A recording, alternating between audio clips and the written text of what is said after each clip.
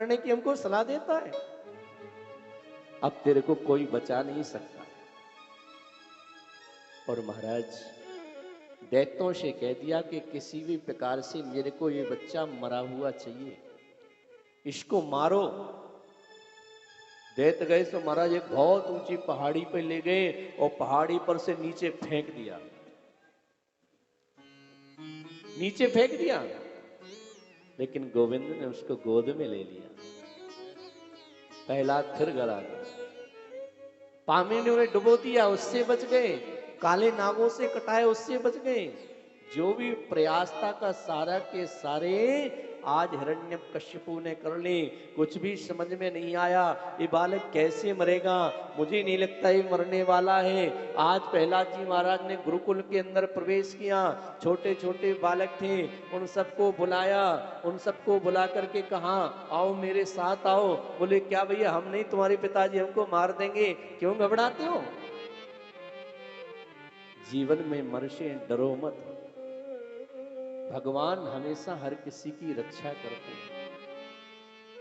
उन सारे बालकों को ले जाकर के प्रहलाद गांव के बाहर जा रहे थे कि एक दृश्य देखा।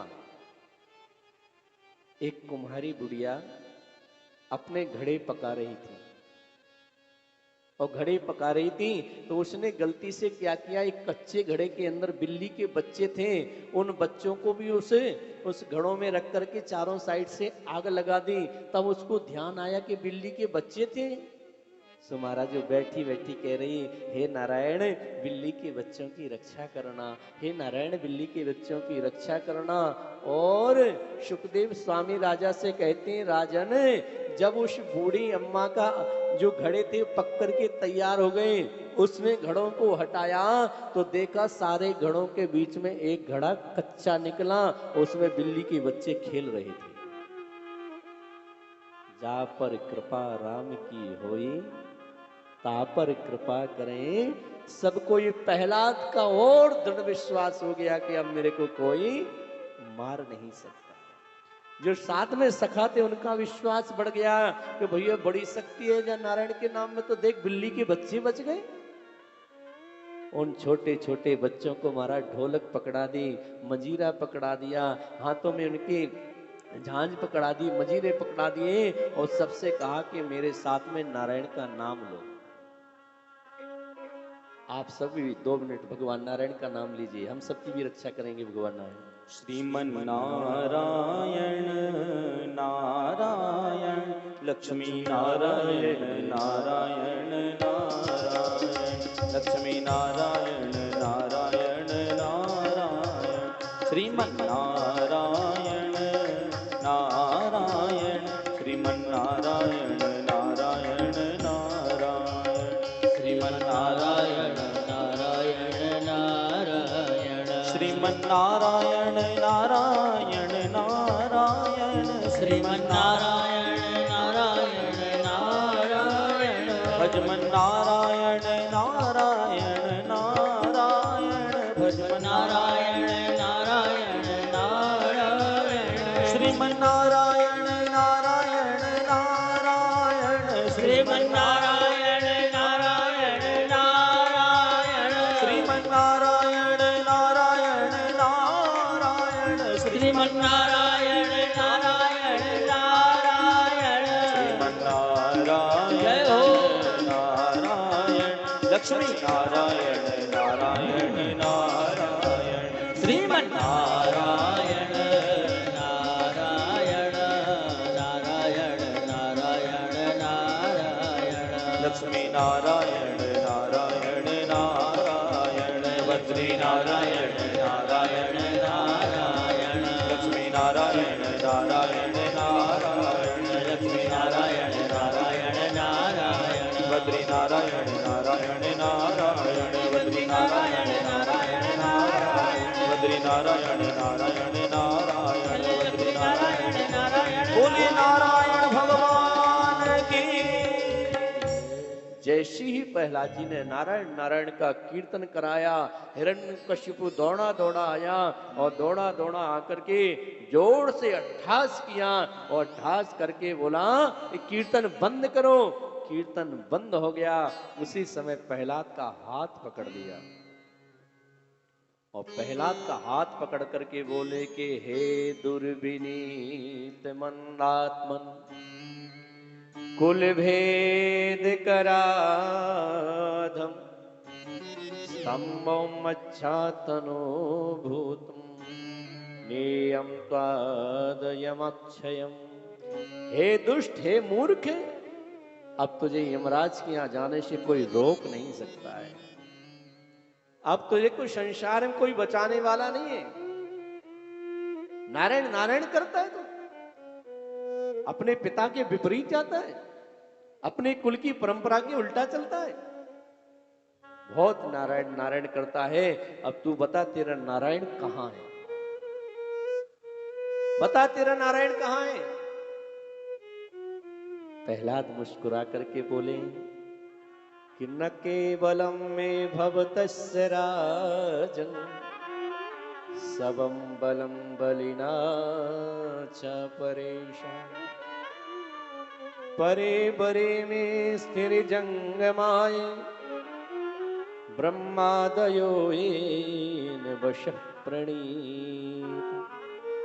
राजन, वो मेरे अंदर भी है, आपके अंदर भी है, खड़ग में भी है, खम्भ में भी है, और ऐसी कौन सी जगह है कि जहां पर वो नहीं है? चींटी के अंदर भी है, हाथी के अंदर भी है।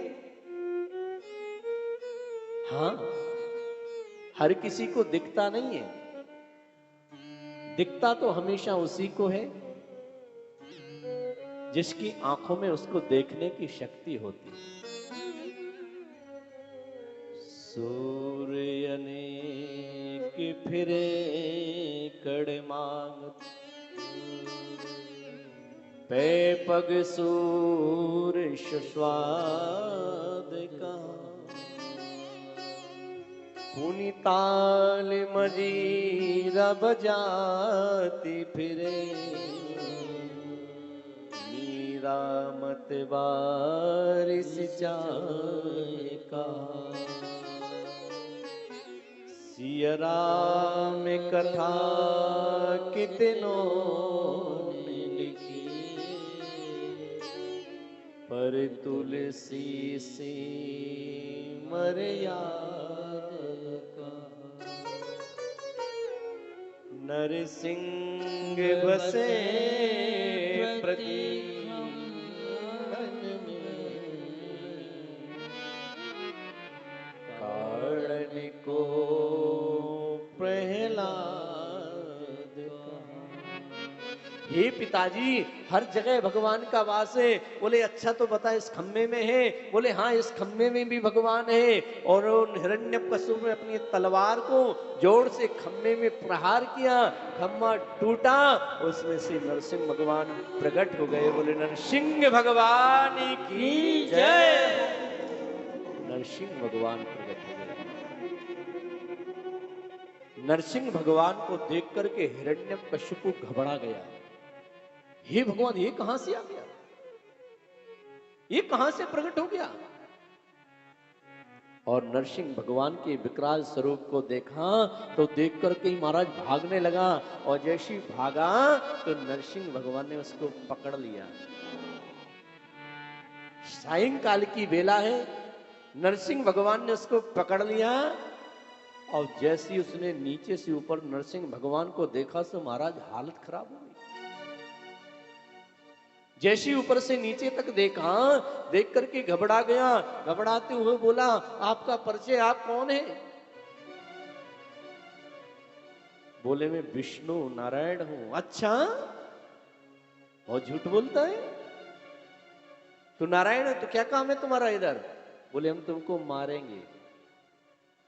दुष्ट तो दुष्ट हंस करके बोले, अच्छा मुझे मारोगे? आपको मेरे बारे में पता नहीं है? बोले बता क्या बात है?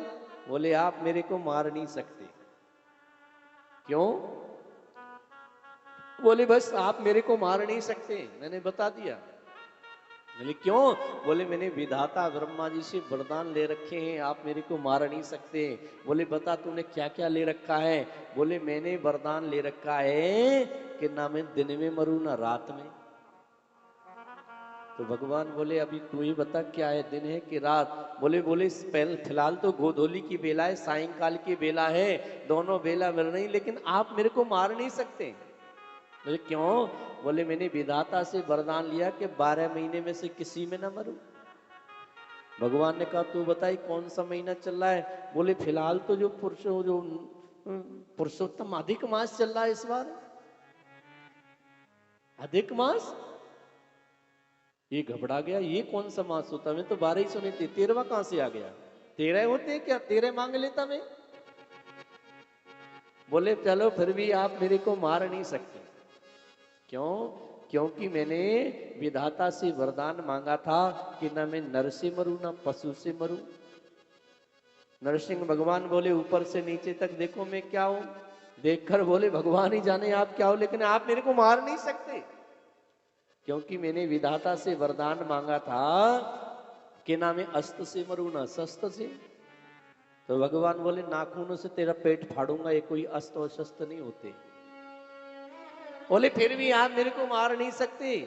बड़ी लंबी लिस्ट है, लेकिन फिर भी आप मेरे को मार नहीं सकते। मैंने अंत में वरदान मांगा था कि ब्रह्मा की बनाई हुई सृष्टि में मेरे को कोई मार नहीं सकता। भगवान ने कहा ब्रह्मा मुझे नहीं बनाता, मैं ब्रह्मा को बनाता हूं। आप कौन है? मैं विष्णु हूं, नारायण। छटपटा करके भागने लगा। हिरण्यकशिपु भगवान हिरण्यकशिपु को नरसिंह भगवान ने जोर से पकड़ लिया और दहली के बीच में लटकाया। जोर से चिल्लाया आप मेरे को मार नहीं सकते, मैंने कहा था ना ऊपर मरूं ना नीचे मरूं। भगवान बोले तू ही बता ऊपर है कि नीचे? बोले फिलहाल तो बीच में लटक रहा हूं। और भगवान ने अपने बड़े बड़े नाखून से उस दैत्य का वध कर दिया। बोलिए भक्त वत्सल भगवान की जय। आज उस दैत्य का वध किया। प्रहलाद जी के सामने मेरे भगवान खड़े हुए हैं और प्रहलाद से कहते हैं कि हे प्रहलाद। प्रहलाद को भगवान ने टकटकी लगा करके देखा, लेकिन आज भगवान बड़े क्रोध में है। नरसिंह रूप लिया तो इतना क्रोध है कि आपस में देवता भी स्वर्ग में घबरा गए कि अगर भगवान का क्रोध शांत नहीं हो गया तो पृथ्वी प्रलय से कोई रोक नहीं सकता, प्रलय हो जाएगा। क्योंकि भगवान का क्रोध कोई साधारण क्रोध नहीं है। उसी समय महाराज बड़े बड़े देवता आए, ब्रह्मा जी, विष्णु जी, इंद्र जी, कुबेर जी, सबने नरसिंह भगवान से प्रार्थना की, लेकिन क्रोध कम नहीं हुआ। और जब क्रोध कम नहीं हुआ, सारे देवता आपस में मंत्रणा करने लगे कि भैया इनका क्रोध अब कैसे कम होगा। बोले भैया सारे उपाय करके देख लिए, अब तो पृथ्वी का प्रलय ही होगा। बोले एक उपाय बाकी है। बोले क्या है? बोले लक्ष्मी जी को लेकर के आओ, शायद उनको देख करके ठंडे पड़ जाए। सो नारद जी दौड़े दौड़े गए। बोले मैया आपको भगवान ने बड़ा क्रोध में है, आप चलो ना। लक्ष्मी जी बोली चलो ठीक है मैं चलती हूं। और लक्ष्मी जी को क्या पता कि बब्बर शेर बने बैठी। बेचारी ने सुंदर श्रृंगार किया,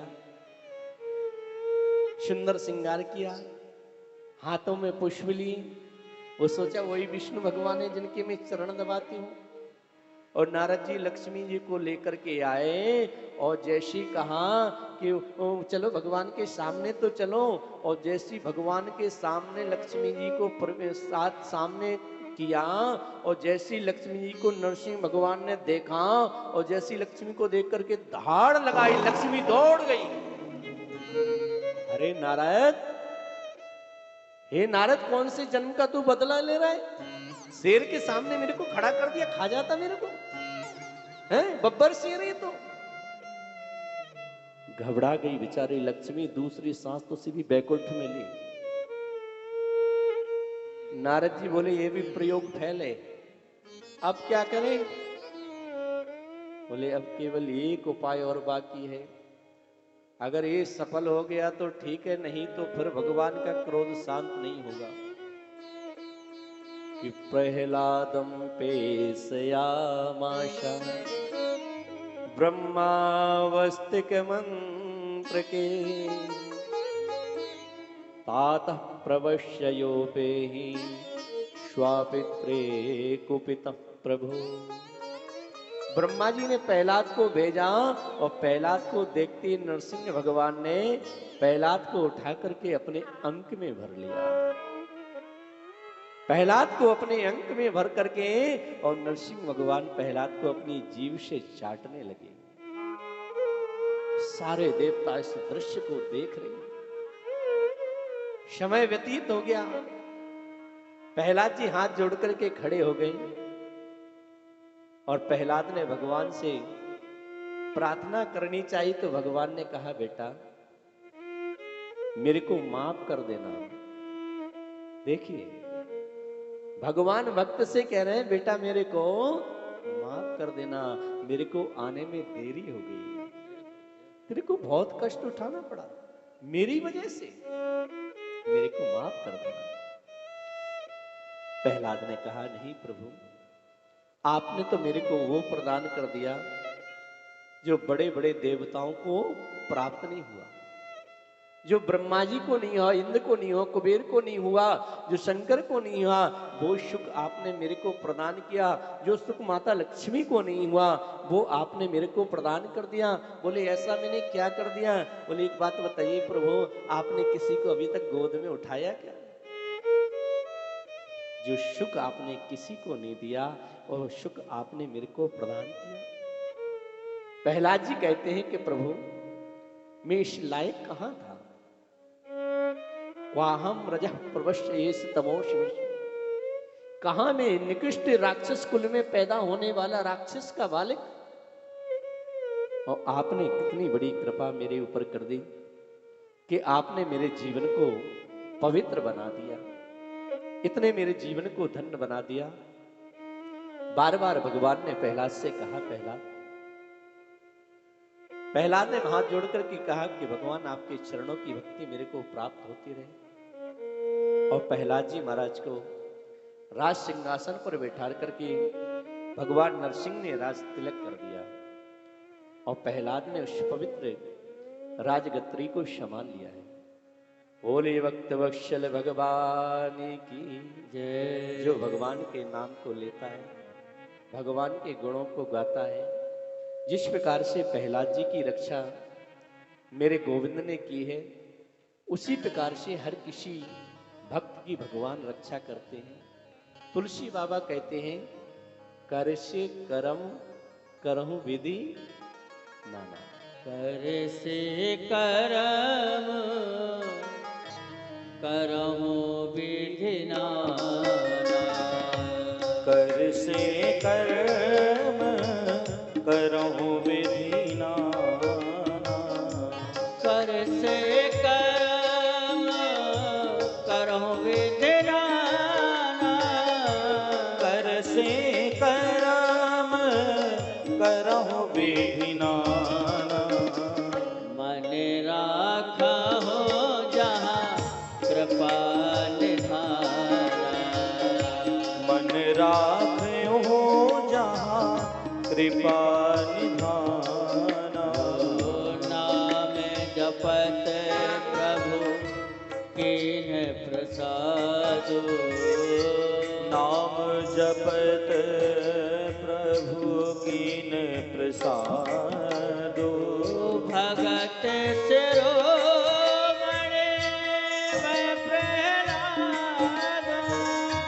भगत शिरोमणि भय प्रहलाद,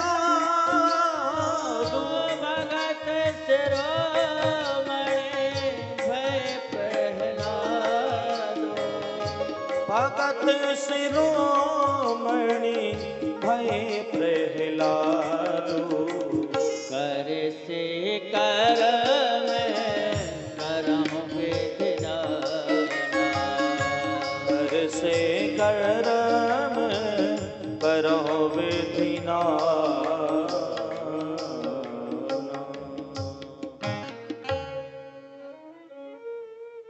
निर्मल मन जन सो मोहि पावा, मोहि कपट छल छिद्र ना भावा।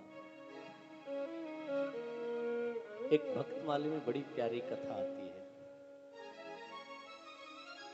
विनीत जी ने इस पद को भी गाया। परम पूज्य राजेश्वरानंद जी महाराज इस कथा को बड़े भाव से सुनाया करते थे। आगरा के पास के गांव का कोई बालक था।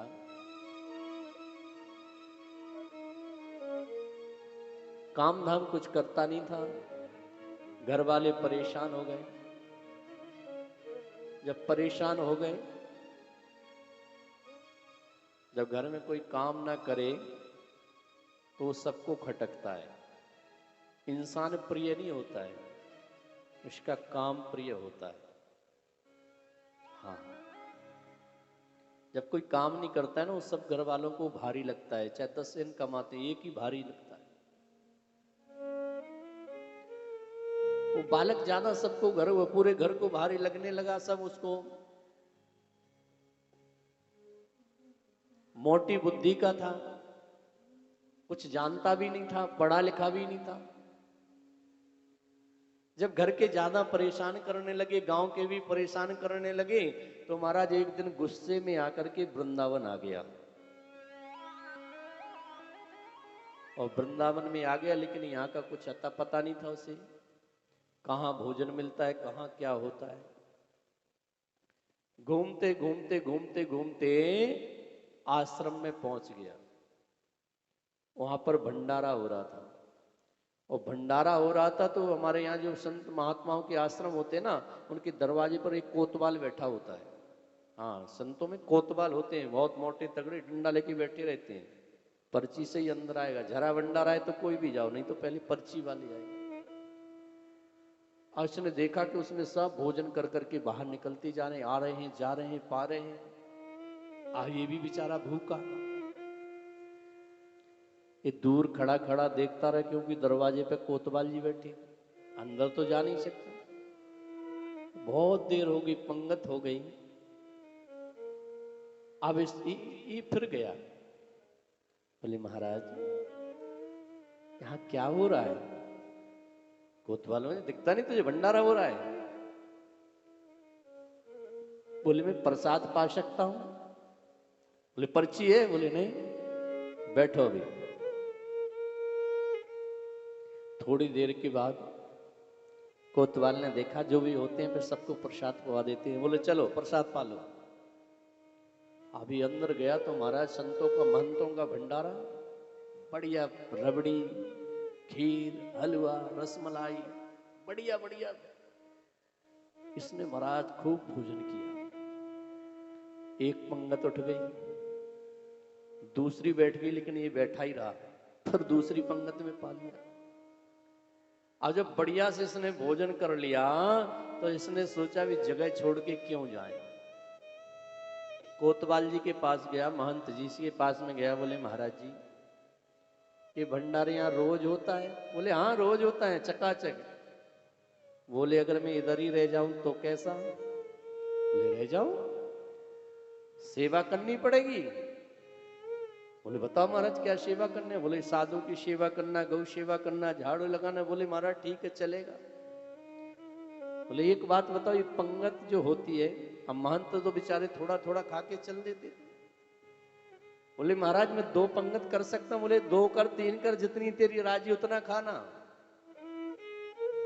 लेकिन एक बात बताओ, अगर तू आश्रम में रहेगा ना तो आश्रम के नियम के अनुसार रहना पड़ेगा। नियम क्या है आश्रम का?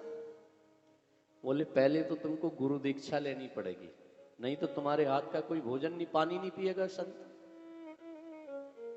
बोले महाराज ये क्या होती है? बोले हम मंत्र देंगे, डेली माला जपनी पड़ेगी, और जो भी प्रसाद होगा पहले भगवान का भोग लगाना होगा और फिर पाना होगा, ये नियम है। सो महाराज मंत्र दे दिया। आइए अपना मंत्र करने लग गया बेचारा। समय व्यतीत हुआ, खूब भोजन करे महाराज। इस खाने का बड़ा शौकीन था, खूब खाए। होते करते एक दिन एकादशी आ गई। प्रेम से बोलो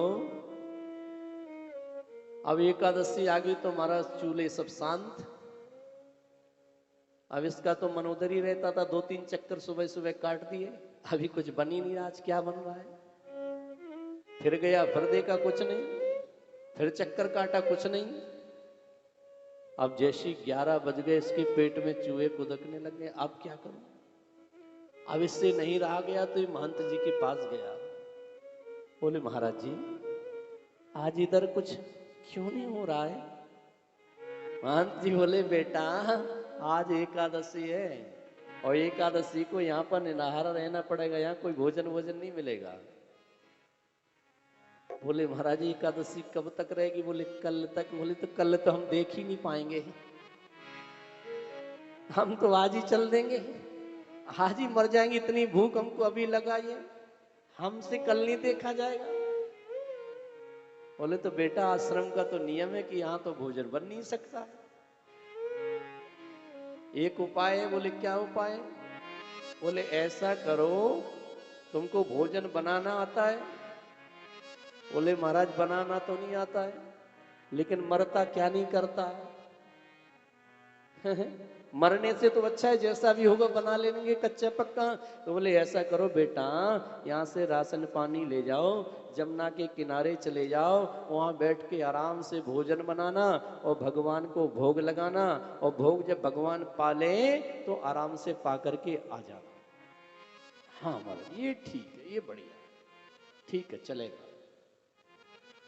अब महाराज भोला भाला तो था, भगवान देखो भोले को ही मिलते हैं। अभी इसने आश्रम से आलू ले लिए, दाल ले लिए, चावल ले लिए, महाराज सामान अपने ईश्वर की गठरी रखी और जमुना जी के किनारे पहुंच गया। और जमुना के किनारे इसने प्रसाद बनाया और प्रसाद बनाने के बाद अब ये भोग लगाने को बैठ गया। श्री राधे। सीता राम आइए राजा राम आइए, मेरे भोजन का भोग तो लगाइए। राजा राम आइए, प्रभु राम आइए, मेरे भोजन का भोग तो लगाइए। मेरे भोजन का भोग तो लगाइए, ओ मेरे भोजन का भोग तो लगाइए। अब जैसे इसने कहा, हे राम जी आओ ना, मेरे भोजन का भोग लगाओ ना, लेकिन राम जी नहीं आए। फिर इसने हाथ जोड़ दिए, फिर बोलने लगा, राजा राम आइए, राजा राम आइए, मेरे भोजन का भोग तो लगाइए। प्रभु राम आइए, राजा राम आइए, मेरे भोजन का भोग तो लगाइए। आए मेरे भोजन का भोग तो लगाइए। अब ये देखता रहता था कि मंदिर में भोग कैसे लगता है, देखता रहता था कि पुजारी जी घंटी बजाते हैं, आचमनी दिखाते हैं, अर्घे से अर्घ देते हैं। अब इसने कहा यहाँ तो ये सब है नहीं, तो हाथ जोड़ करके कहने लगा, आचमनी अर्घाना आरती यहाँ न कोई मेहमानी। आचमनी अर्घाना आरती यहाँ कोई मेहमानी। आचमनी अर्घाना आरती यहाँ न कोई मेहमानी। आचमनी अर्घाना आरती यहाँ न कोई मेहमानी। रूखी रोटी पाओ प्रेम से पियो नदी में पानी। अरे रूखी रोटी खाओ प्रेम से पियो नदी का पानी। राजा ओ राजा ओ राजा राम आइए, प्रभु राम आइए, मेरे भोजन का भोग तो लगाइए। राजा राम आइए, प्रभु राम आइए, मेरे भोजन का भोग तो लगाइए। फिर वे भगवान जी नहीं आए। अच्छा नहीं आए भगवान, तो फिर भगवान से कहने लगा, सुनो आप इस चक्कर में हो कि आश्रम में जैसा भोग मिलता था वो उधर आज कुछ नहीं है, हम ही जान बचा के इधर आए हैं। भूल करोगे यदि तज दोगे भोजन रूखे सूखे, भूल करोगे यदि तज दोगे भोजन रूखे सूखे, भूल करोगे यदि तज दोगे भोजन रूखे सूखे। एकादशी आज मंदिर में बैठे रहोगे भूखे, एकादशी आज मंदिर में बैठे रहोगे भूखे। राजा आए राजा, ओ राजा राम आइए, प्रभु राम आइए, मेरे भोजन का भोग तो लगाइए। राजा राम आइए, प्रभु राम आइए, मेरे भोजन का भोग लगाइए। लेकिन जैसी भगवान ने इसके भाव को सुना, नीलांबुज श्यामल कोमलांगं सीता समारो प्रतिभाम भागम। जैसी भगवान ने इसके अंदर पवित्र भाव को देखा तो वहां पर सीता और राम जी प्रकट हो गए। सीता राम जी जैसे प्रकट हो गए तो महाराज इसका देख करके दिमाग खराब हो गया, क्योंकि इसने प्रसाद बनाया था 2 के हिसाब से और 2 तो वही हो गए, अब मेरा क्या होगा। अरे भगवान को देखे ऊपर से नीचे तक, अच्छा प्रभु ठीक है लाओ भगत जी भोग लाओ। अब इसने महाराज परोस दिया तो ये आराम से भगवान ने प्रसाद पाया, थोड़ा बहुत छोड़ा और चले गए भगवान। ये भूखा रह गया। अब भूखा रह गया तो लौट करके आश्रम में आ गया। अब महाराज आश्रम में आ गया, 15 दिन के बाद फिर एकादशी आ गई। महंत जी से कहा कि महंत जी आज, बोले हाँ आज फिर एकादशी है। बोले अच्छा वैसे ही करें हम, हाँ बोले हाँ। बोले महाराज इस बार थोड़ा राशन हमारा बढ़ा देना। बोले क्यों?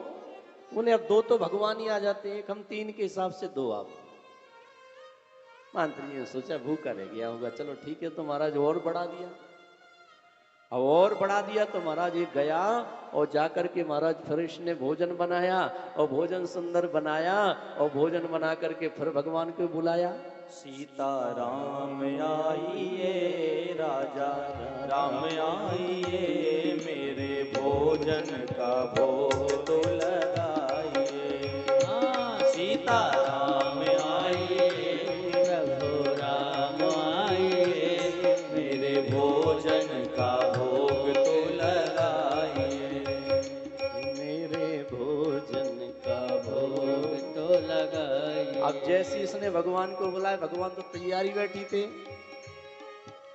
राम माम दिस जान की लखन दाहिनी ओ, राम माम दिस जान की लखन दाहिनी ओ, राम बाम दिस जान की लखन दाहिनी ओ, राम बाम दिस जान की लखन दाहिनी ओ। अब जैसी इसने राम और लक्ष्मण और सीता को देखा तो महाराज क्रोध के मारे इसके तो गुस्से का ठिकाने में, कैसे भगवान है? शर्म नहीं है बिल्कुल भी। 1 का बनाओ 2 आते हैं, 2 का बनाओ 3। अब भगवान को देखकर टेढ़ी नजर करके, ये कौन है? बोले ये हमारे भैया है। तो महाराज हमने आपका भोजन किया कि आपके पूरे खानदान का ठेका लिया है? 1 को बुला 2 आते, 2 को बुला 3 आते, शर्म नहीं है? थोड़ी बहुत तो शर्म करो। भगवान बोले भैया अब तो आ ही गए हैं। बोले आ गए तो अब पालो। सो महाराज इसने फिर खिलवा दिया, फिर भगवान को खिला दिया, फिर भूखा रह गया। अब फिर आश्रम में पहुंचा, फिर एकादशी आ गई। इस बार मंत्री जी से बोले मेरा सामान जो ना सब 4 गुना करो, 1 किलो आलू के 4 किलो करो, 4 किलो चावल दो। आप वहां सब गड़बड़ हो जाता है, मैं भूखा रह जाता हूं। और महाराज महंत जी ने कहा जरूर ये बेचता होगा सामान, इतना तो एक आदमी खा नहीं सकता है। उसने कहा इसको सामान तो दे दो, लेकिन पीछे चुपकी जाकर के देखेंगे। ये भी बड़ा चालाक, सारा सामान लिया और सारा सामान ले जाकर के जमुना के किनारे रख दिया। बोला आज बनाएंगे नहीं, जब आ जाएंगे तब बनाएंगे। वो बुलाने लग गया, ओ लक्ष्मण राम आइए, सीता राम आइए, मेरे भोजन का भोग तो लगाइए। हाँ, लक्ष्मण राम आइए, सीता राम आइए, मेरे भोजन का भोग तो लगाइए। ओ मेरे भोजन का भोग तो लगाइए, मेरे भोजन का भोग तो लगाइए। जब जंगल में भक्त ने कीनी प्रेम पुकारो, दिव्य राम दरबार। जैसे राम जी के दरबार को देखा महाराज, अब तो पूछो मत। अब तो महाराज ये देख करके महाराज ऊपर से नीचे तक सारी बारात को देख रहा है। अब तो महाराज भगवान ने कहा भैया भोजन, बोले ये रखा है बनाओ। भोजन मोते बनत नहीं बनाए, मोते नहीं बनत बनाए, भोजन आप बनाओ अपने। मोते नहीं बनत बनाए, भोजन आप बनाओ अपने। जैसे इसने भगवान से कहा देखो अब हम नहीं बना सकते, अब तुम ही बनाओ, क्योंकि बहुत दिन हो गए संग पाते पाते, अब तुम अपना स्वभाव तो तजते नहीं हो। और तो और इस बार क्या हुआ कि भगवान जी हनुमान जी को भी ले आए। बोले नर बानर की कौन कहे, एक बानर भी संग ले आए हैं। अभी तक तो इंसान थे, हम बंदर को भी ले आए। और जैसे महाराज इस भक्त ने कहा कि अब मैं तो बनाने वाला नहीं हूं, और मैं बनाऊं क्यों। भगवान बोले क्यों। बोले जब हमको मिलना ही नहीं तो हम क्यों बनाएं। इतना है सब को इनसे बचेगा जब तो मुझे मिलेगा, तो मैं क्यों बनाऊं। मैं नहीं बनाने वाला। अब तो महाराज जैसे इन्होंने देखा कि भगवान समझ गए कि अब तो भक्त के सामने भगवान झुक जाते हैं। भगवान ने चारों ओर देखा, भरत जी हनुमान जी तो बेचारे पहली बार आए थे। सीता जी ने कहा कि इस बार क्या होगा, बोले ये नहीं बनाने वाला। तो अब तो महाराज जो भरत जी थे ना, उनकी ओर इशारा किया कि भरत श्री भरत जी भंडारे बनाने लगे। श्री भरत जी भंडारे बनाने लगे। श्री भरत जी भंडारे बनाने लगे। श्री भरत जी भंडारे बनाने लगे। चुन के लकड़ी लखन लाल लाने लगे। चुन के लकड़ी लखन लाल लाने लगे। पूछते हैं पूछ से अंजने चौका को। पूछते हैं पूछ से अंजने चौका को। और हाथों से पोंछा लगाने लगे। और हाथों से पोंछा लगाने लगे। चेते चूल्हो इधर उधर शत्रुघ्न जी क्या करते हैं, साग सब्जी भात को बनाने लगे। वह साग सब्जी भात को बनाने लगे। और भरत जी भंडारे बनाने लगे। कर संकेत शक्ति का थे वहाँ, अष्ट सिद्धि नवनिधि वहाँ आने लगे, अष्ट सिद्धि नवनिधि वहाँ आने लगे।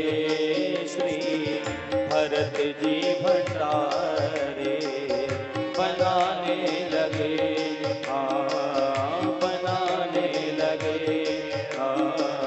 बनाने लगे।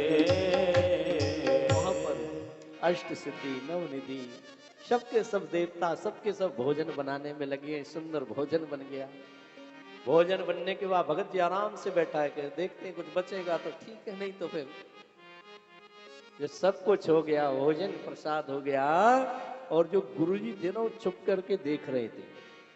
बोले अच्छा विचित्र है, सामान सब रखा है, टिक करके बैठा है, बनाता बनाता कुछ है नहीं। इतने में महाराज गुरुजी आ गए। गुरुजी ने कहा, अरे भगत जी, अरे बेटा चेला यहाँ क्या कर रहा है, भोजन क्यों नहीं बनाता? और जैसे ही गुरुजी को देखा, बोले गुरुजी आप ठीक आ गए, आप ठीक आ गए। मैं आपको कैसे बताता, देखो इस बारात को देखो। गुरुजी बोले बारात? बोले हाँ, आप एक भगवान की बात करते थे, देखो ये सारे लाइन से बैठे इतने सारे भगवान, अब इतनों को कौन भोजन बना सकता है? भगवान गुरुजी बोले मुझे तो कुछ नहीं दिखता, ना धुआं दिख रहा है, ना लकड़ी दिख रही, ना कोई दिख रहा है। बोला अच्छा, बड़े चालाक हो, खाते भी हो दिखते भी नहीं हो, गुरुजी का माल खा रहे हो, गुरुजी को ही नहीं दिखते हो। भगवान बोले हम गुरुजी को नहीं देखेंगे, हम केवल तुम्ही को देखेंगे। बोले क्यों? हमारे गुरुजी में क्या कमी है? इतनी लंबी दाढ़ी है, इतनी बड़ी बड़ी जटा है, इतना बड़ा आश्रम है, इतना ये सब करते हैं, इतना सब कुछ वैभव है, भजन करते, तप करते, यज्ञ करते, इनको क्यों नहीं देखोगे? भगवान बोले हम इनको नहीं देखेंगे। बोले मैं उसको देखता हूं जिसका मन निर्मल होता है। निर्मल मन जन सो मोहि पावा, निर्मल मन जन सो मोहि पावा, मोह कपट छल छेद नवावा, मोह कपट छल छेद नवावा, मोह कपट छल छेद न भावा। भगवान ने कहा मैं उसको देखता हूं जिसका मन निर्मल होता है। भक्त ने कहा कि आज तो आपको मेरे गुरुजी को दर्शन देना पड़ेंगे। और जब भक्त की जिद के सामने मेरे भगवान झुक गए और गुरुजी को भी दर्शन दे दिए। बोले भक्त वत्सल भगवान की जय। गुरुजी शिष्य के चरणों में पड़ गए। बोले बेटा तूने मेरे जन्म जन्मांतरों को सफल बना दिया है।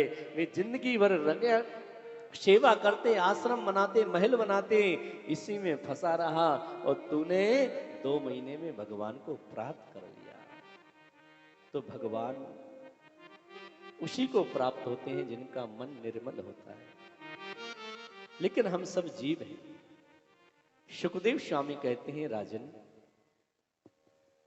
भगवान को भूलना नहीं चाहिए, लेकिन हम लोगों के साथ उल्टा है। हम लोग भगवान को कब याद करते हैं कि दुख में सुमिरन सब करें, सुख में करे राखो, जो सुख में सुमिरन करे तो दुख काहे को। हमारे जीवन में जब परेशानी आ जाती है तब हम भगवान को याद करते हैं। दुख में तो सब स्मरण करते हैं, हमारा सुख में सब भूल जाते हैं। और अगर हम सुख में भी उनको याद रखेंगे तो हमारे जीवन में दुख आएगा ही।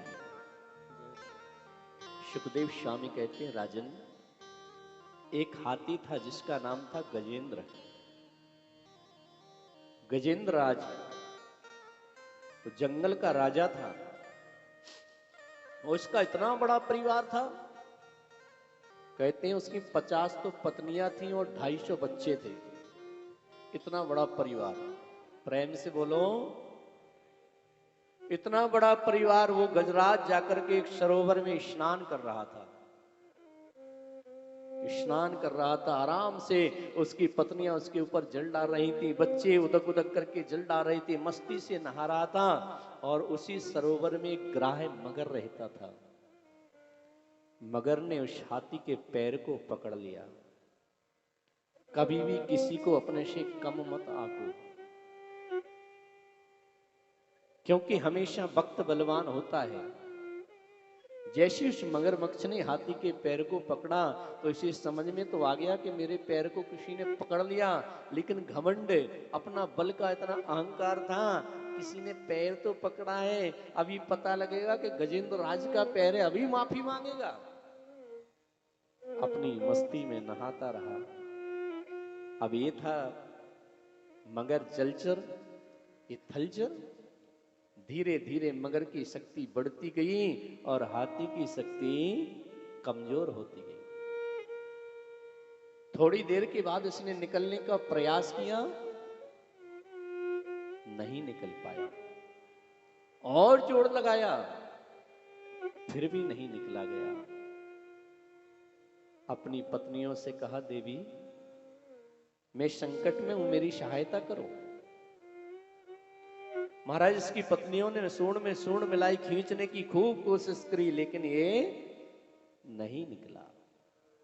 बच्चे थे, उन्होंने भी खूब निकालने की कोशिश की, लेकिन कोई नहीं निकाल पाया। थोड़ी देर में बच्चे मुख मोड़ करके चले गए। पत्नियों ने खूब प्रयास किया, लेकिन जब नहीं निकले तो वो हाथी गजेंद्र की पत्नियां भी इसको छोड़ करके चली गई। अब इसने देखा कि अब इस संसार में कोई नहीं। धीरे धीरे धीरे धीरे मगर इसको नीचे खींचता चला जा रहा। शक्ति इसकी क्षीण हो गई। तब जाकर के इसको याद आया कि अब मेरे को कोई बचा नहीं सकता, अब मरना तो है ही। अब इसने जैसी इसकी कहते हैं कि बिल्कुल तिल के बराबर सूंड बाहर थी, उसी समय इसने एक बड़ी ही सुंदर भगवान की प्रार्थना की। एवं व्यविशितोऽध्या समाधाय मनोहृदि जजाप्य परमं जाप्यं प्रगजन्मनुशिक्षितम्। जैसे इसने भगवान की सुंदर प्रार्थना की कि संसार में कोई किसी का नहीं है, कोई किसी को बचा नहीं सकता है, सुख के सब साथी है, दुख में कोई किसी का नहीं है। इसके अंदर अनेक प्रकार के संकल्प विकल्प उत्पन्न होते रहे। अब इसने आकाश की ओर ध्यान लगा करके देखा कि मेरी रक्षा करने कोई आता है कि नहीं। इसने प्रार्थना तो की, लेकिन नाम किसी का नहीं लिया। ये प्रार्थना कर रहा है कि मेरी रक्षा वो करे जिसने संसार का निर्माण किया है, जो संसार की सृष्टि का बनाता है, जो इसको पालन करता है, पोषण करता है। मूल अब महाराज आकाश मंडल में देवताओं की भीड़ लगी है। सब देवता कह रहे कि अगर मेरा नाम ले तो मैं जाकर के इसको बचा लूं, लेकिन इसने किसी का नाम नहीं लिया। जब किसी का नाम ले लिया तो मेरे भगवान ने सोचा जो किसी का नाम नहीं है वो मेरा नाम है। भगवान विष्णु ने कहा, अरे गरुण जल्दी आओ, हमको बहुत जल्दी में जाना है। गरुण को थोड़ा अभिमान हो गया, बोले महाराज चलते ना, बहुत जल्दी करते हो आप तो। भगवान बोले उसको तो बाद में देखेंगे, पहले तेरे को ही देखते हैं। गरुण को पास में बुलाए, बोले इधर आओ। बोले हाँ आ गया। बोले मेरी उंगली है, उड़ के दिखाओ। अब गुरु जी ने पे खूब पंखे फड़फड़ाए, लेकिन महाराज उंगली को नहीं उठा। बोले महाराज ढंग से बैठ जाओ ना, फिर उड़ते। बोले नहीं, आज तुम मेरी उंगली को ही उड़ा के दिखाओ। बहुत अभिमान है तुमको। गरुड़ तुम मेरे को लेके नहीं उड़ते हो, मैं ही तुमको अपने पैरों में दबा करके उड़ता हूं। उसी समय भगवान ने उसका त्याग कर दिया और जैसे ही देखा कि हाथी कुछ क्षण में ही जल के अंदर समाहित होने वाला था, उसी समय मेरे भगवान ने सुंदर अपना सुदर्शन चक्र को छोड़ दिया। सुदर्शन चक्र को देखते ही इस गजेंद्र ने सुंदर भगवान की स्तुति को आरंभ कर दिया। सौंता सरस्वरो बले न गृहीत अर्थो। जैसी भगवान ने सुदर्शन चक्र को देखा, भगवान के चक्र को देखा, चक्र दौड़ता आया और उस ग्राह के सिर को काट दिया और इसके प्राणों को बचा लिया। सुखदेव स्वामी कहते हैं, राजन, उद्धार तो ग्राह का भी हुआ और गज का भी हुआ, लेकिन उद्धार पहले किसका हुआ? बोले ग्राह का। भक्त दोनों हैं, एक ने भगवान की स्तुति की, वो भगवान का भक्त हो गया, और दूसरे ने भगवान के भक्त का पैर पकड़ लिया। तो जो भगवान के भक्त के पैर पकड़ लेते हैं ना, उनका भी उद्धार हो जाता है। प्रेम से बोलो, ग्राह का उद्धार हो गया। तो जो भगवान के ऊपर भरोसा रखते हैं, उनको भगवान आकर के जिस प्रकार से गजराज की रक्षा की, उसी प्रकार से हम सबकी रक्षा करते हैं। आइए 2 मिनट भगवान का नाम लेंगे, इसके बाद फिर आगे बढ़ते हैं। आज हम सबको भगवान का जन्मोत्सव भी मनाना है। बोले भक्त वत्सल भगवान की जय। मैंने बांध लिया, ओ मैंने बांध लिया, ओ मैंने बांध लिया प्रेम वाला कंगना। आओ आओ हरि आओ मेरे अंगना। आओ आओ सभी लोग हरि आओ ताली सेवा करते हुए बुलाएंगे। आओ आओ हरि आओ मेरे अंगना।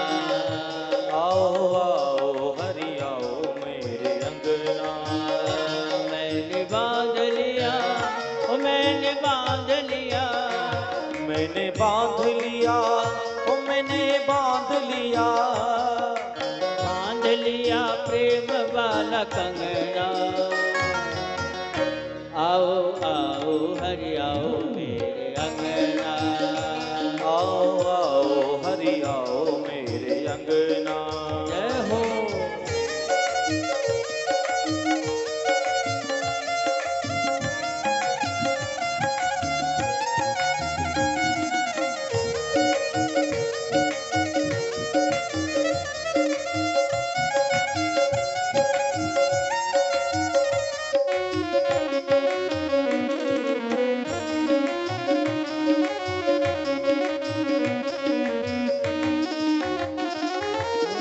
मेरा मन पापी तू पावन कर दे।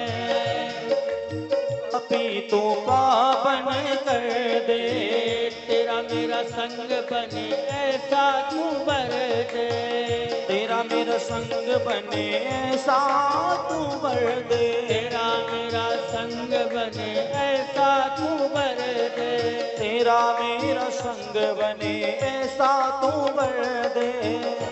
तेरे रंग ऊपर, तेरे रंग ऊपर, तेरे रंग ऊपर चढ़े कोई रंग ना। आओ आओ हरि आओ मेरे अंगना।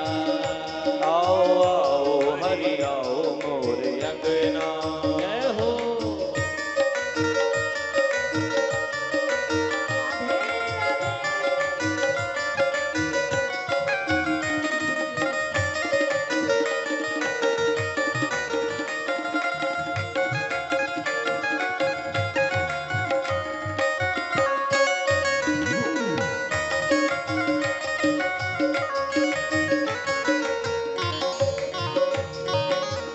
मेरा मन पापी तू पाप कर न छोड़ दे। मेरा मेरा मन पापी तू पाप कर न छोड़ दे। मेरा मन पापी तू पाप कर न छोड़ दे। मेरा मन पापी तू पाप कर न छोड़ दे। दुनिया के रिश्ते नाते सारे तू तोड़ दे। दुनिया के रिश्ते नाते सारे तू तोड़ दे। तेरे सिवा कोई, तेरे सिवा कोई, तेरे सिवा कोई और मेरे संग ना। आओ आओ हरि आओ मेरे अंगना। आओ आओ हरि आओ मोर अंगना। आओ आओ हरि आओ मेरे अंगना। आओ आओ हरि आओ मोर अंगना। आओ आओ हरि आओ मेरे अंगना। आओ आओ हरि आओ मोर अंगना। कब आओगे? आओ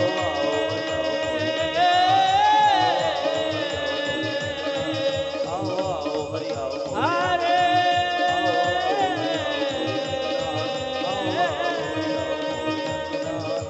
अंगना अंगना।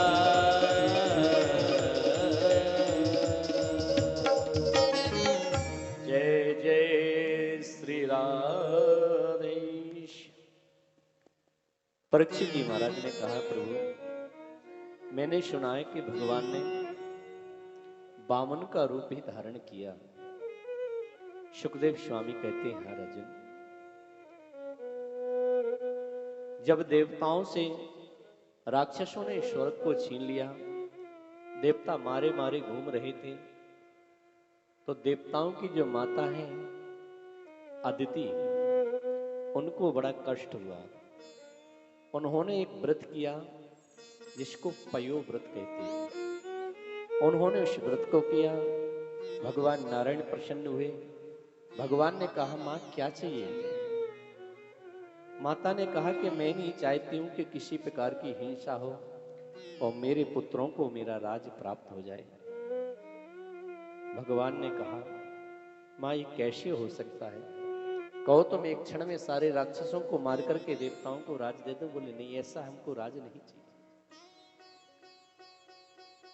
तो बोले तो राजा बलि से फिर तो भिक्षा में ही मांगना पड़ेगा। भगवान ने कहा, मां मैं तुम्हारा पुत्र बन के आऊंगा। माता अदिति ने पयो व्रत किया। आज वो समय आया। श्रवणायम श्रवण द्वादश्यम मुहूर्ते अभिजित प्रभो सर्वे नक्षत्र ताराद्य चकुस्तस्जन्म दक्षिणा। आपको एक बात बताऊं, कि जो भादों का महीना है ना, कुछ ज्यादा ही बढ़िया है। राधा रानी का अवतार भादों के महीना में, कृष्ण का अवतार भादों के महीना में, बलराम जी का अवतार भादों के महीना में, बामन भगवान का अवतार भादों के महीने। आज बामन भगवान माता अदिति के सामने प्रकट हो गए। अदिति मैया ने भगवान से बड़ी सुंदर प्रार्थना की। भगवान का सुंदर बामन अंगल को स्वरूप है। उसी समय देवताओं ने पुष्पों की वृष्टि की। सभी देवताओं ने भगवान का सुंदर स्वागत किया। अब जैसे देवताओं ने स्वागत किया, इनके पास कुछ ही नहीं था। मां सरस्वती ने आकर इनको कमंडलू दे दिया। देवताओं ने आकर के जनेऊ, सप्तऋषियों ने आकर के जनेऊ पहना दिया। किसी ने खड़ाऊ प्रदान कर दी, किसी ने छाता दे दिया। और बामन भगवान ने कहा कि मां मैं तुम्हारे पुत्रों का राज्य राजा से बलि से भीख मांग करके ला करके दूंगा। अब राजा बलि के यहाँ बामन भगवान जा रहे हैं। बड़ा सुंदर स्वरूप है। और राजा बलि के यहाँ यज्ञ चल रहा है। नर्मदा के तट पर राजा बलि का यज्ञ चल रहा है। और जैसे राजा बलि के यज्ञ में बामन भगवान पहुंचे, राजा बलि ने बड़ा सुंदर स्वागत किया। स्वागतम ते नमस्तोभ्यम ब्रह्मन् किं करवामते ब्रह्मर्षीणां तपा साक्षात् मन्ये त्वर्यवधरम। आपका बहुत सुंदर स्वागत है। भगवान वामन का रूप देख करके गदगद हो गए राजा बलि। भगवान के हाथ में माला है, एक हाथ में कमंडल है, बगल में छाता है, खड़ाऊ पहनी है और कुछ नहीं। सुंदर मनमोहक रूप देखा और जैसी भगवान के रूप को देखा बलि गदगद हो गए और शुक्राचार्य से बोले, गुरु जी हमको तो ऐसे लगता है कि हमारी यज्ञ में साक्षात शूर नारायण आ गए। शुक्राचार्य जी बोले, भैया इससे सुंदर तो हमने भी ना देखो। तुम्हारी परख में कोई खोट नहीं, अगर सूर नहीं तो चंद्रमा तो जरूरी होंगे। इतना सुंदर मैंने कभी नहीं देखा। वामन भगवान मंडप में प्रवेश कर गए। वामन भगवान का स्वागत किया और वामन भगवान का स्वागत किया तो वामन भगवान से राजा बलि ने हाथ जोड़ करके कहा कि महाराज हम आपकी क्या सेवा करें। तो वामन भगवान ने बड़ा त्याग दिखाया, हम कुछ नहीं लेते, हम कुछ नहीं पाते, हम कुछ तो तुम दान देने की बात करते हो। तुम्हारा तो खानदान बहुत बड़ा दानी था। हाँ, तुम्हारा खानदान इतना बड़ा दानी था। तुम्हारे जो बाबा थे ना हिरण्यकश्यपु महाराज, उन्होंने तो अपने प्राण ही नरसिंह भगवान को दे दिए थे। तुम्हारे जो बाबा विरोचन थे वो बड़े दानी, और तुम्हारे जो प्रहलाद जी थे उनका तो कहना ही क्या। और तुम्हारे पिता विरोचन भी बहुत बड़े दानी। तुम्हारे खानदान की तो देखें तो दानियों की लिस्ट है। अगर तुम भी दान की बात करो तो कोई बड़ी बात नहीं है राजा। राजा बोला, नहीं नहीं महाराज, सब आप ब्राह्मणों का आशीर्वाद है, आपकी कृपा से मेरे यहाँ कोई कमी नहीं है। आप बताइए आपको हम क्या दें। वामन भगवान बोले, हम भैया कुछ नहीं लेते। नहीं महाराज, कुछ तो लेना पड़ेगा। बोले, हम कुछ लेते ही नहीं, हमारा नियम है। तो बलि खड़ा हो गया कि महाराज हमारा भी नियम है कि हम बिना दिए किसी को छोड़ते नहीं। अच्छा, बोले हाँ मेरा नियम है कि हमारे यज्ञ में आए तो आपको लेना पड़ेगा, कुछ तो बोलो। अच्छा एक बात बताओ, आपके लिए एक सोने का महल बनवा दूं? वामन भगवान बोले बिल्कुल नहीं। एक आश्रम बनवा दूं? बोले बिल्कुल नहीं। आपके लिए एक विद्यालय खुलवा दूं? बोले बिल्कुल नहीं। जिस भी वस्तु को कहते ना कर देते। धीरे धीरे करके बलि मुस्कुरा करके बोले, तो महाराज एक बात बताओ, आपका विवाह करवा दूं? वामन भगवान रुक गए, हर चीज को मना करे थे, रुक गए। तो बलि बोला, चलो बात बन गई, विवाह की इच्छा है। बोले ठीक है महाराज, तो विवाह करवा देते हैं। बोले ठीक है, विवाह करवा दो। बोले विवाह तो करवा दोगे, फिर क्या होता? विवाह हो गया तो विवाह। बोले रहने को घर? बोले चिंता मत करो, रहने को घर बनवा देंगे। बोले भोजन? बोले अखंड भंडारा चलता है, दोनों टाइम पाना। बोले महाराज भोजन हो गया, ये हो गया। बोले फिर बाल गोपाल भी होंगे? बोले विवाह हो बिल्कुल होंगे। बोले उनकी पढ़ाई लिखाई? बोले वो भी व्यवस्था हो जाएगी। बोले महाराज फिर बाल गोपाल छोड़ के चले जाएंगे, दुख देंगे, उनकी याद आएगी तो फिर रोना भी पड़ेगा। हाँ महाराज, मोह ममता होती है तो आंसू। बोले रोने की व्यवस्था? बोले रोने की थोड़ी व्यवस्था होगी, वो थोड़ी किराए से आएंगे, वो तो आपको ही करना पड़ेगा। महाराज तो ऐसा काम नहीं करना है। बोले ठीक है, अब कुछ नहीं चाहिए। बोले नहीं महाराज जल्दी बताओ। तो भगवान ने कहा, अगर तुम देना ही चाहते हो तो हमको 3 पैर भूमि दे दो। बलि बड़े जोर से आता, 3 पैर? अरे महाराज आखिरकार में रहे बामन के बामन, 3 पैर में तो आपका आसन नहीं बिछेगा। बामन भगवान बोले, तो अब 3 से चौथापन को चाहिए नहीं, देना हो तो जल्दी करो। जैसे तैसे करके महाराज इसको राजी किया। और शुक्राचार्य जी देख रहे थे कि इतना ब्राह्मण कैसा, ब्राह्मण तो दान तोड़ तो ले लेता, ये बड़ा मना कर रहा है, ये गड़बड़ है कुछ। शुक्राचार्य ने आंख बंद करके देखा तो ये कोई वामन 53 नहीं है, नारायण है। शुक्राचार्य ने जाकर के राजा बलि का हाथ पकड़ के बोला, ले राजन इनसे कह दो हमारी देने लेने की कोई बात नहीं है, जाओ निकल लो यहां से। राजा बोला, कैसी बात करते गुरु, ये तो मना कर रहे हैं। जैसे तैसे राजी किया। बोले कोई वामन नहीं है, एस बैरो सने साक्षात भगवान विष्णु रप्या। ये साक्षात विष्णु हैं, तुम्हारा सब कुछ ले जाएंगे। बलि बोले अगर ये साधारण बामन होगा तो 3 से 3.25 नहीं लेगा, और अगर नारायण होगा तो सब कुछ ले जाए, कोई परवाह नहीं। उसी समय भगवान ने कहा भैया जल्दी करो। बोले ले लो जहां से चाहिए। बोले संकल्प करो। संकल्प की बात आई और राजा बलि ने संकल्प के लिए कहा हाथ में जल लो, तो शुक्राचार्य जी कमंडलू की टोटी में बैठ गए कि ना जल निकलेगा ना चेला लुटेगा। गुरुजी को चिंता होती है, चेला पे कुछ नहीं तो गुरुजी को क्या देगा। उसमें बैठ गए, भगवान समझ गए, तो भगवान ने एक सीख उठाड़ी अपनी आसन से और कमंडलों में दे दी। सो महाराज शुक्राचार्य जी का एक बाजार बंद हो गया। प्रेम से बोलो। भगवान कह रहे हैं कि तुम गुरु हो, एक दृष्टि से देखो। गुरु का काम ये नहीं है चेला दान कर रहा है, करने दो, क्यों हाथ पकड़ते हो।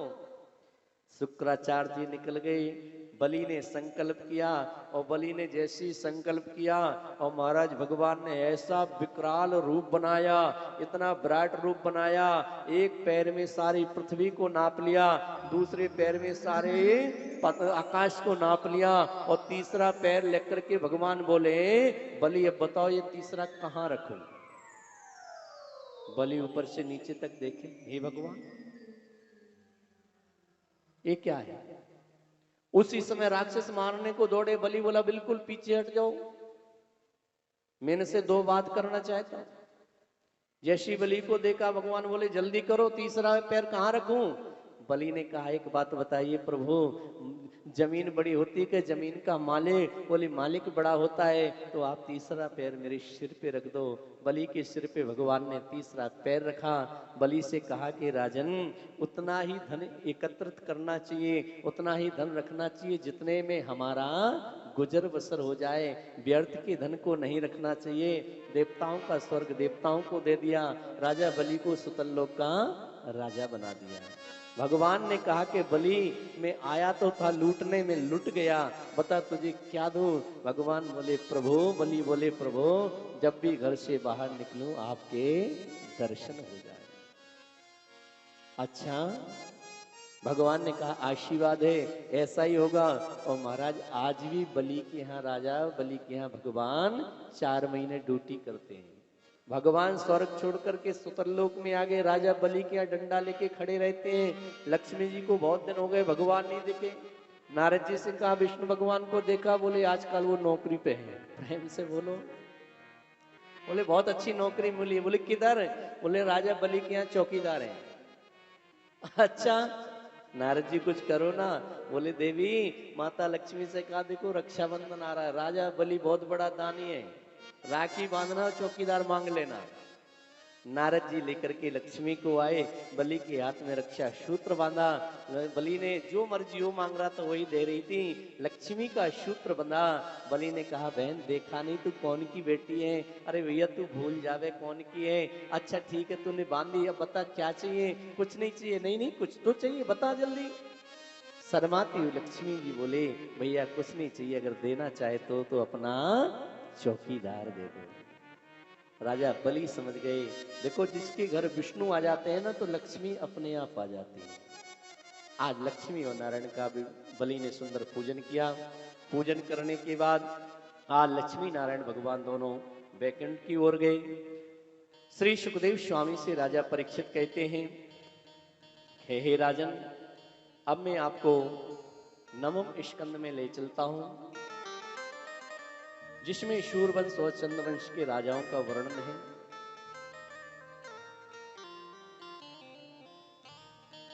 राम कृष्ण दोई एक हैं, अंतर नहीं निमेश, इनके नयन गंभीर हैं, इनके चपल विशेष। ध्यान देना। शूरवंश का वर्णन, नारायण के पुत्र ब्रह्मा हुए, ब्रह्मा के पुत्र मरीचि हुई और मरीचि के पुत्र कश्यप हुए और कश्यप के पुत्र शूर हुए। भगवान सूर्य के पुत्र विवस्वान हुए, विवस्वान के वैवस्वत मनु हुए, वैवस्वत मनु के प्रद्युम्न। और आगे चल के इसी वंश में, बड़ा लंबा चौड़ा वंश है, कथाएं भी बड़ी प्यारी प्यारी इसमें। इसी वंश में आगे चल के एक नभग राजा हुए, नभग के नावाग हुए और नावाग के महाराज अम्बरीश हुए। बोलो अम्बरीश जी महाराज की। जय। अम्बरीश जी महाराज के पुत्र युवनाश हुए, युवनाश के पुत्र मानधाता हुए, मानधाता के पुत्र मुचकुंद हुए, मुचकुंद के त्रिवंदन हुए, त्रिवंदन के त्रिशंकु हुए, त्रिशंकु के महाराज हरिश्चंद्र हुए। बोले हरिश्चंद्र जी महाराज की जय। इसी वंश में आगे चल के एक बाहुक नाम के राजा हुए, बाहुक के पुत्र सगर हुए और सगर की दो पत्नी थी, एक की सुमति, एक थी केसनी। सुमति के असमंजस हुए और केसनी से 1 मास का पिंड हुआ। राजा ने उसके 60,000 टुकड़े कर दिए और 60,000 के 60,000 सगर के पुत्र बन गए, सगर के 60,000 पुत्र। इसी वंश में आगे चल के राजा दिलीप हुए, दिलीप के भगीरथ हुए, भगीरथी महाराज के वंश में से चल के आगे चल कर के राजा खड़वांग हुए, खड़वांग के दीर्घबाहु हुए, दीर्घबाहु के अज हुए, रघु हुए और रघु के अज हुए और अज के महाराज दशरथ हुए। बोलो दशरथ जी महाराज की। दशरथ जी महाराज कहाँ के राजा है? अब जल्दी से राम कथा करेंगे, कृष्ण कथा तभी कर पाएंगे। दशरथ जी कहाँ के राजा है? अवधपुरी रघुकुले मनिराओ। अवधपुरी रघुकुल मनिराओ। अवधपुरे रघुकुले मनिराओ। अवधपुरी रघुकुल मनिराओ। वेद विदित तेहि दशरथ नाऊ। वेद विदित तेहि दशरथ नाऊ। वेद विदित तहि